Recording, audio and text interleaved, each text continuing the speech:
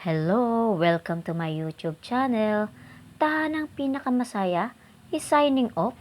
But before that, please do subscribe to my YouTube channel, Claire Len TV.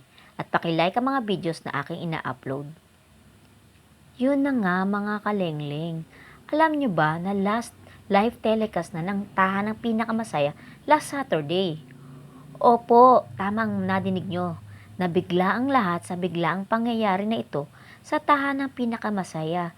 Sa di malamang kadahilanan, may nagsasabi na di umano ay malaki na ang pagkakautang ng producer which is ang Tape Incorporated sa GMA7.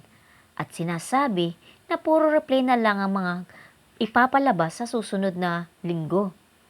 Or pwede ring movies ang ipalabas sa naiwang time slot.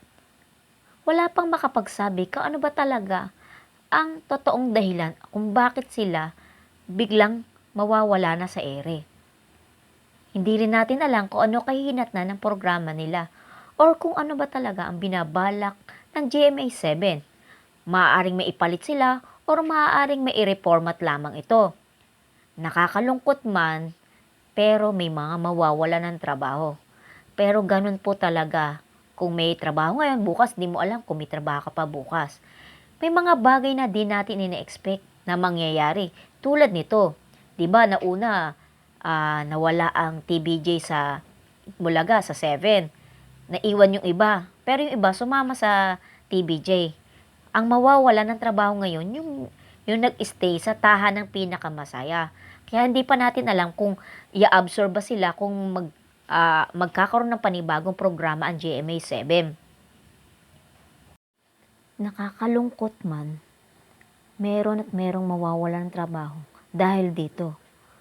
Pero may mga bagay na di natin ina-expect na mangyayaring tulad nito, kaya walang permanente sa mundo.